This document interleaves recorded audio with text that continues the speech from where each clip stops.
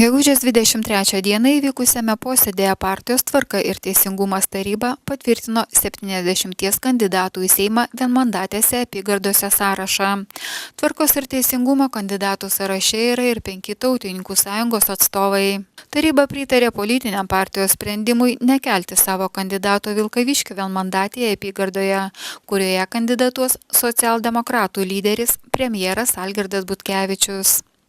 Tvarkiečių taryba nusprendė rinkimų štabo vadovu skirti parlamentarą Seimo ekonomikos komiteto pirmininką Remigijų Žemaitaitį. Šiuose pareigose Remigijus Žemaitaitis pakeis Seimo narį Valdą Vasiliauską. Seimo narys Valdas Vasiliauskas ir parlamentaras Povilas Gilis atsisakė kandidatuoti Seimo rinkimuose su Tvarka ir Teisingumu.